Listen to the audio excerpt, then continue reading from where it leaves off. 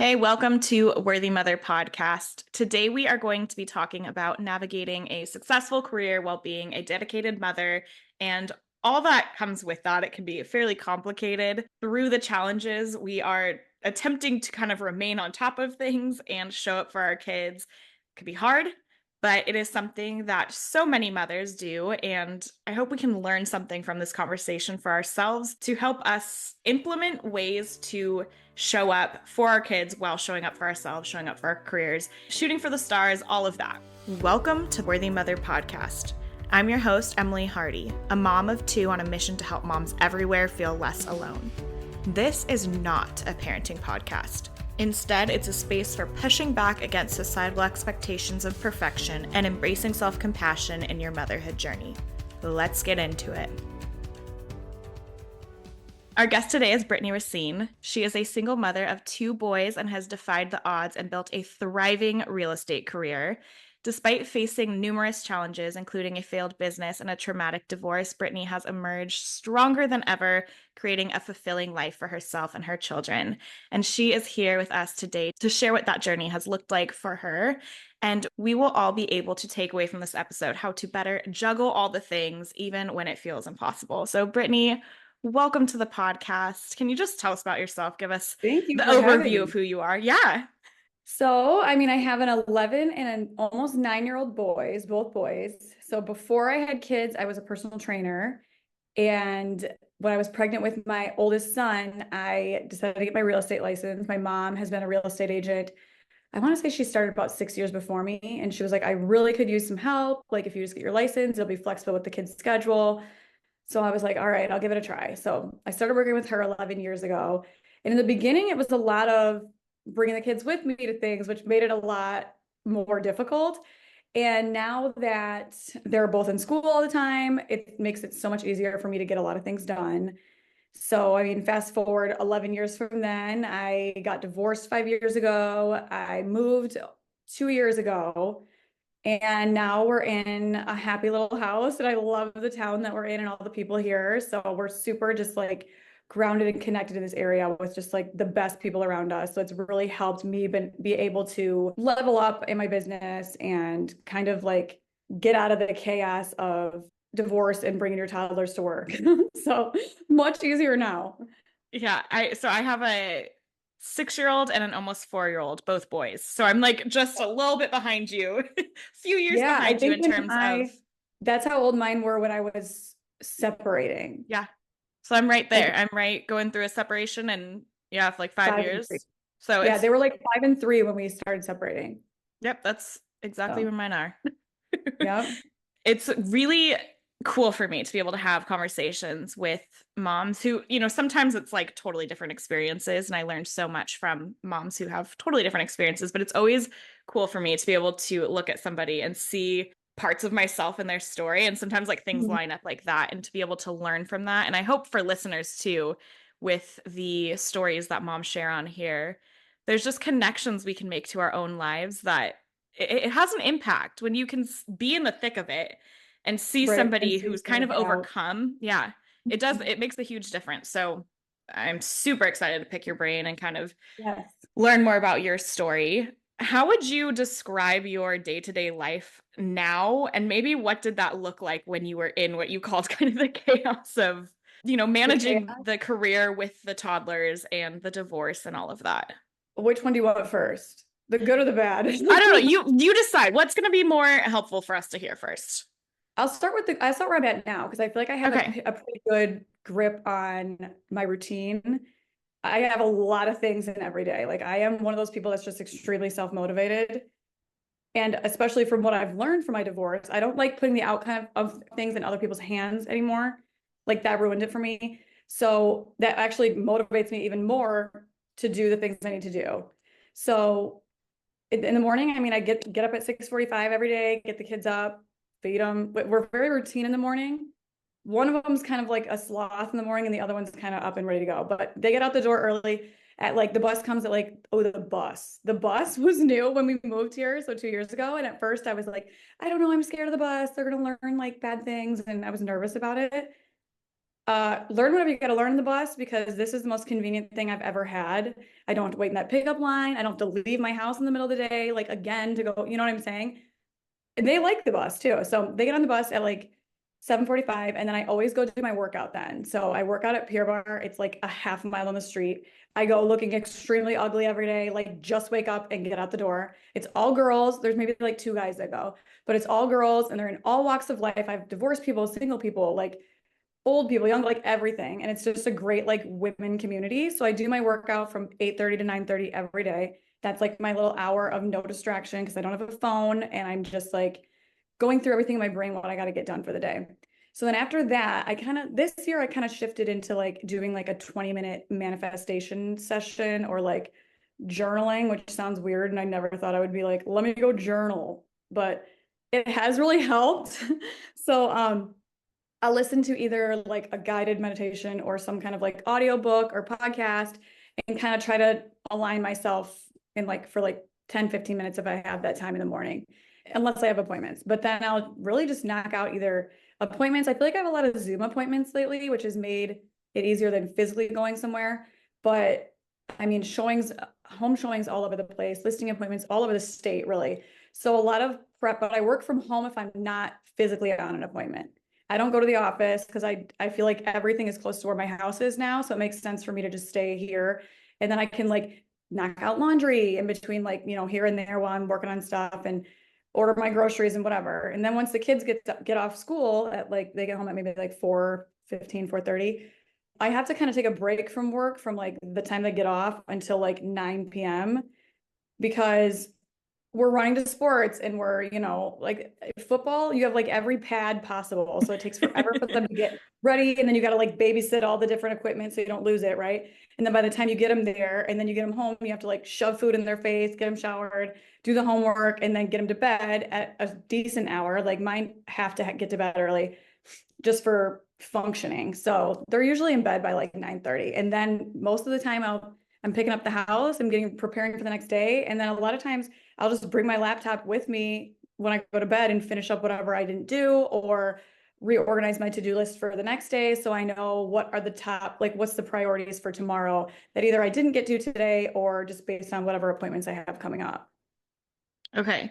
There's so much in there, and there's a few call outs I want to make. First of all, Okay. how dynamic your job is, how it's not the same day to day, and how you've created a really clear structure around that to give Mm-hmm. yourself the space then for the flexibility of like I might need to go do showings far from my house, but I Right. have the structure in place, the routines in place to do that. Like impressive, and also yeah, that makes you have to have that to manage the chaos Right. of what could be totally all over the place with the job. And then the Yes. other thing there that stands out is how boundaries look different for different people and different Mhm. needs. And how you said that you take from the time the kids are off to the time they go to bed, basically, because you have to, you're not really working. But how then you might take your laptop down to bed and figure these things out. And how for some people that may be like, that's crossing a boundary of my work life balance, whatever it is. But that intentional choice to use that time in that way and to have the boundary around the time with the kids after school actually might be the best choice for somebody. And we Right. I mean, have I think to, I could have somebody pick them up after school and mhm, take them and do the rest of my stuff. But I've always tried to work around their schedule as much yeah, as I can because they're with me like 90% of the time. But if I don't do that, then my schedule can easily be run by every client that I have. If they say, I want to see this house at 5 o'clock and it's a time, it's not going to work with my schedule. If it's like life and death, the house is going to be gone, I have to do it. I'll find a way to do it. But 90% of the time, I'm like, I could either do it at 4 or I can do it at, 7 or 7:30, whatever that is. I mean, right now, obviously it's dark out early, so people aren't looking at houses that late. But a lot of times if you just say like this is the availability that I have, they'll make it work. I'm partnered with my mom, so a lot of times she knows that like I have football practice. I have to take the yeah. kids to football. So if I have a showing or she has a showing and one of us needs to be somewhere, like she'll be like, all right, I know you have football, so I'll go do that. Or hey, I'm going to meet a new client and she'll take them. But I mean, for the most part, she's like 20 minutes away from me. So I don't really want to make her drive all the way here just to take them to football. So she'll fill in for a client or we kind of juggle it together, but it does help that she's my mom. Because I'm sure Yeah. with with another partner or someone, they're like, I'm sick of like working with your schedule. But she wants to do that, and she knows how much I have on my plate, like with their schedules. So I mean, she understands really well, so it does work out. Yeah.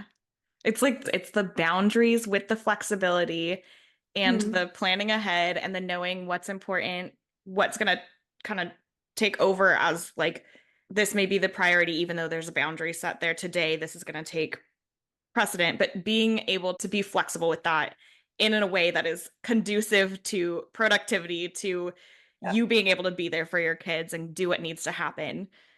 It's Right. it's cool seeing it laid out like that. Yeah, and I don't feel like I know that probably seems like a weird boundary to be working until 11 o'clock at night, but I don't have a boss that's making me work till 11 o'clock at night. I don't have a Totally. deadline for the most part that I'm doing it because I want to do the best I can the next day Yeah. for whoever I'm meeting the next day or the next appointment. So if that means I have to stay up, and it's not like it's hard work, I'm on my computer just like working on stuff. It's my decision to do that because I could just not go to my workout in the morning and do it then, but Exactly. that's not how I have to do the workout thing. Like that's my one solid thing in my routine that if I don't do it, it like throws everything off. Yeah, it's like getting really clear on in the morning, I don't want to get right on my computer and start working. I would No. rather stay up late and do those things that I need to do that I want to do then. And for me, that works. Whereas for somebody else, that totally might be like, no, I want to be done with work when I close the laptop. Fair, But there's but things knowing that come up yourself. too.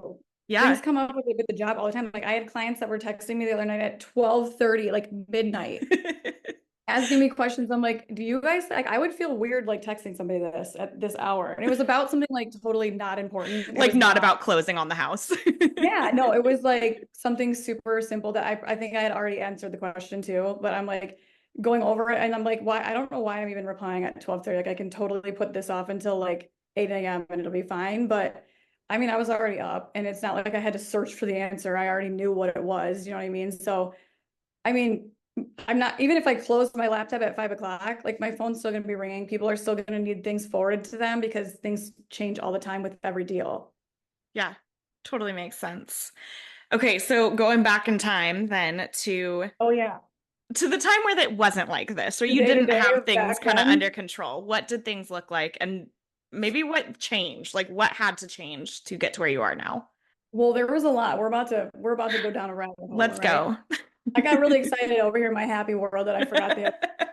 No, so when the kids were little, I would have to take them with me because they didn't go to daycare for a while. After like a year or so, they would go like once or twice a week. But daycare was super expensive too. And my husband at the time was like not making a ton of money. So like we were relying on my income for the most part for everything. So I had to take them with me a lot of times and not have them go to daycare every day because it was so expensive.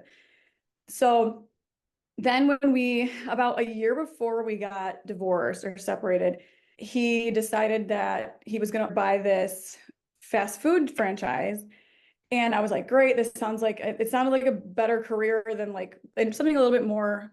I mean, it sounded stable, but like, whoa, I had no idea. But it was like his friend owned a bunch of these franchises and was like doing really well. And he's like, okay, I'm going to sell you some. And then like you can start to like take over or whatever. So that was one lead down the wrong way, right? So I was on the LLC with him when he started the business. I only knew how to make the food. I had no idea how to run it, nothing, because I was doing real estate with toddlers 24/7. So like about a year into the restaurant, which like the relationship was fizzling, we were having issues. I mean, everybody has issues with their spouse or their partner when you have toddlers. Everybody. So that wasn't going great. And he was saying that the business was doing really well. And then all of a sudden, when we were like starting to separate, he's like, we have to sell it right now. It's like not doing well. And I'm like, what happened all of a sudden? Well, apparently it was never doing well and it was like bleeding money out since like day one. And all the paperwork and everything that we were given as like financial reports were not actually real. So we way overpaid for this. And then we had basically the no staff, like finding minimum wage staff is like impossible. And it's not like we could just give them more money. Like the business was like bleeding to death. You know what I'm saying? So middle of the separation, I find out that he's not going there anymore, and I didn't know that. So I had to take that on too, which that in itself was like super time consuming. We had maybe 2 employees. I'm like, I'm putting my kid into kindergarten and paying an attorney and like going through the court system and trying to work a job and pay for everything because I'm not getting any support for my house and my insurance and the kids stuff and the daycare and all those things. And now I'm putting all of my paychecks into keeping this restaurant open because it was a corporate franchise, and corporate is like on my back, finding me for every little thing under the sun that I don't even know what the rules are for this because I never did it. Do you know what I'm saying? So like I didn't Hmm. even have like logins to like the bank information, like this, like jumping into a mess and going with that. This was all during the same time. So I'm trying to like make money to support the kids, pay for this expensive divorce, pay for this restaurant that's dying. And I was like working there like 10 hours a day, like making food because we didn't have enough people to work there. It was hell. And it was like one horrible thing after the next with it. And same thing with going through the court system. It was like you wake up every day and you just like a bomb goes off in your face.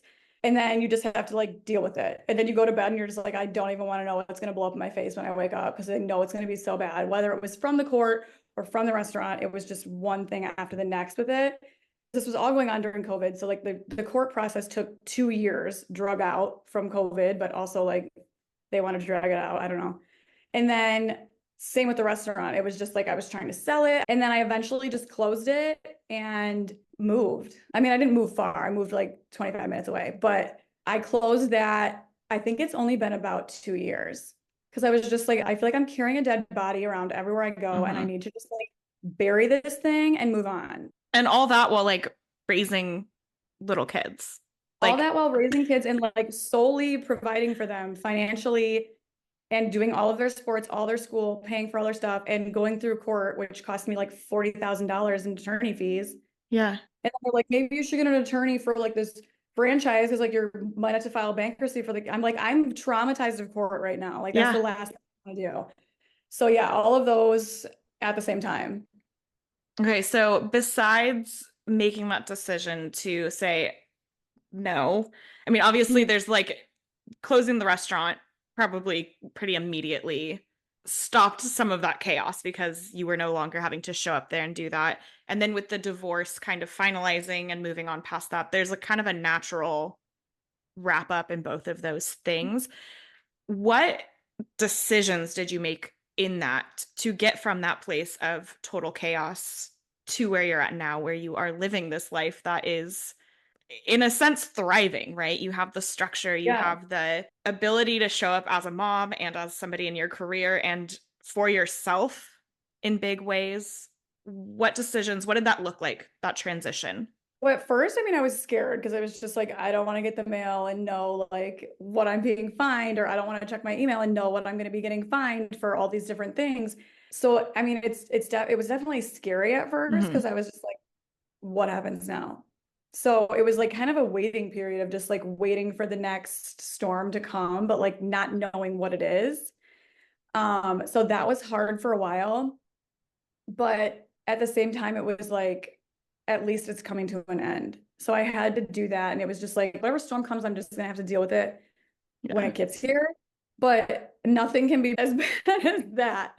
Like, and everything that was going on in it, like there was a lot of other messy things that were going on at the same time. And it was like, okay, I had like 15 tornadoes going on. So if one's gonna come at me later, I can just deal with the one.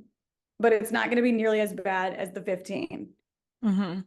It reminds me of that idea that when you're juggling all the balls, you have to figure out which ones are made of rubber and that you can drop and deal with Okay. later, right? And that Yeah. it's that idea of like when everything feels like too much, we have to know that as like an individual person, you can only do so much. You can only Right. show up for so much. And if that means dealing with something later, Mhm. like so be it. It you can't do more than you can do. Right. I think it was hard for me though, because it was like whatever I'm choosing to not do Yeah, has a lot of repercussion. So if totally. I'm putting something down, then I'm going to have a $10,000 fine. Or Yeah. if I'm putting something down, I could have a court date. Like they were Yeah. all things that were so immediate and urgent and had huge repercussions of me not doing them. So it was like just figuring out how to navigate them the best I could, which I only had the experience of what I had done, the year prior to like the first year going through it. I'm like, okay, well, do I want this person yelling at me or do I want this person yelling at me? Well, I guess I'll deal with her mad than him. You know what I mean? It Totally. was like just kind of doing the next right thing and tackling the thing that's going to cause the most problems first. Yeah. It's a lot. For anybody who's going through it right now, for anybody who in whatever, personal, career, any part of their life, going through it, going through really hard times, really hard struggles, it is really inspiring to see somebody who's made it through that in such a big way, like made through such just a shitstorm A in total such a big shitstorm. way. But I mean, during all that too was like the normal things of like breaking up with family and breaking up with friends and having everybody under the sun like throw knives at you. Like it was like that personal stuff going on Yeah. also on top of all these other things. So all the nasty things that go on with separation and divorce, we're all going, it was like a pressure cooker of just like misery Yeah. for, I don't know, 2 years. And Yeah. then being COVID quarantined Right. Which and it's have to like, do Zoom school with like kindergartner. Oh my oh God, my God. no. I was a kindergarten teacher that first year of the pandemic. Oh my So I God. was on the other end of that teaching Zoom school. Super fun. You're like, whatever happens, happens. Okay, click out. Yeah. It's essentially, that was basically what it was like. So when things have felt particularly challenging and you've had to continue showing up as a mom, like you have to be there for your kids, especially as like the parent who's providing so much of the care for them. How how did you do it? How do you keep going through those moments?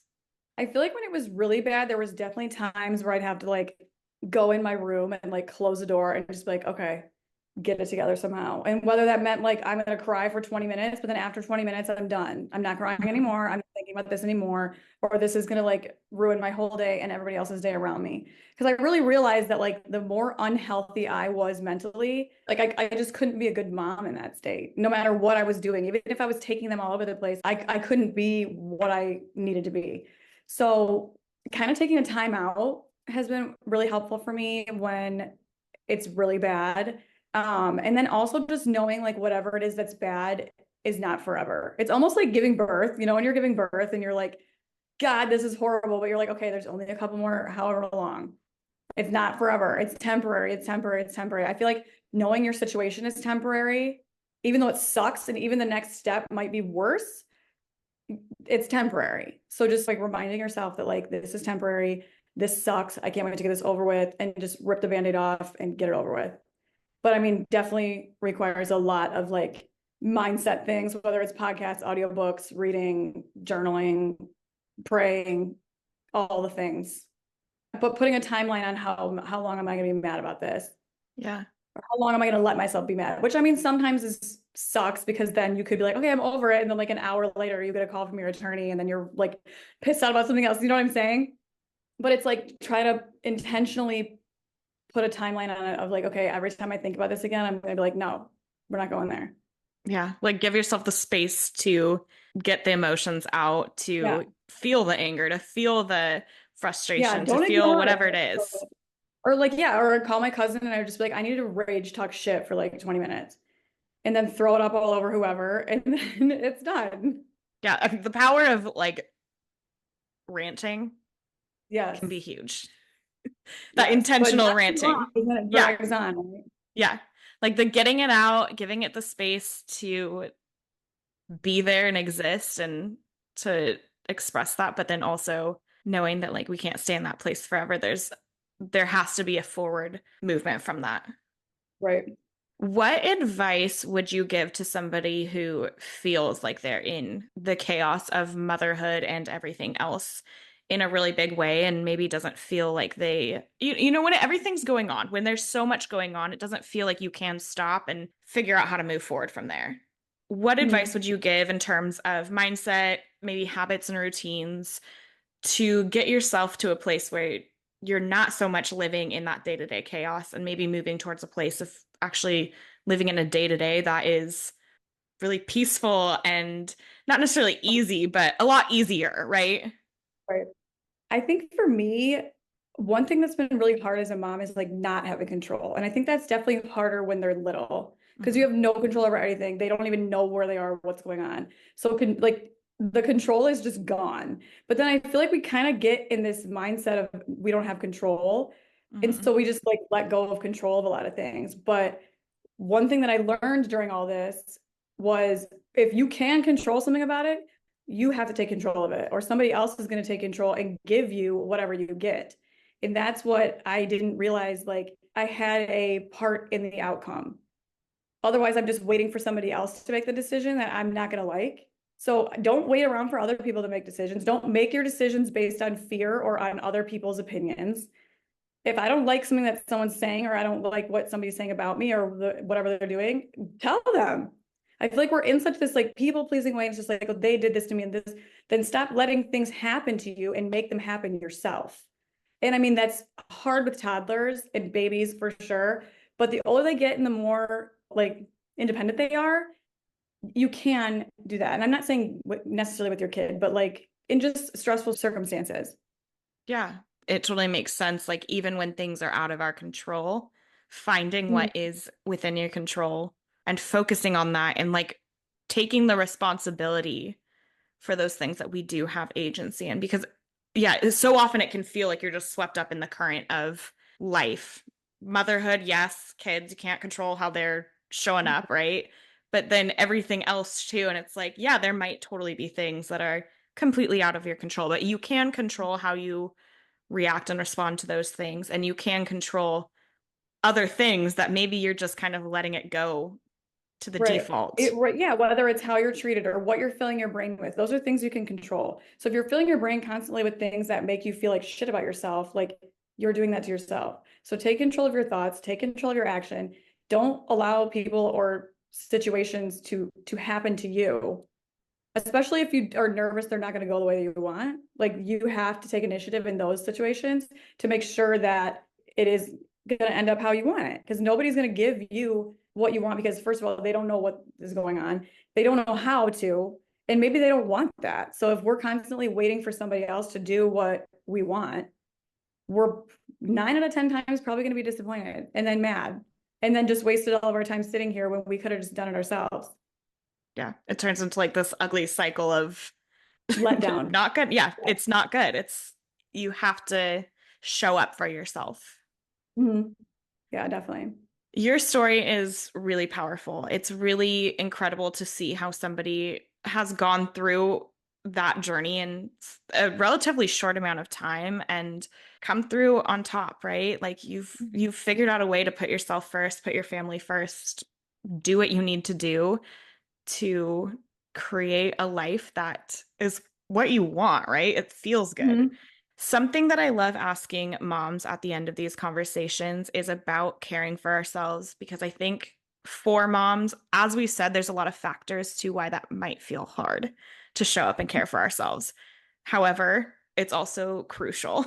Like it's so important that we show up for Definitely. ourselves and pour into ourselves if we're going to be pouring into our careers, if we're going to be pouring into our kids, if we're going to be navigating all the random challenges that are thrown our way, we have to like have that foundation of care. So I know you have spoken some about the ways that you show up for yourself in your day-to-day life. I'm wondering if there's any advice you have for moms to just make sure that they are showing up for themselves, caring for themselves regularly. Definitely stop listening to other people. That was another huge thing I learned. Stop listening to other people. Nobody knows what they're doing.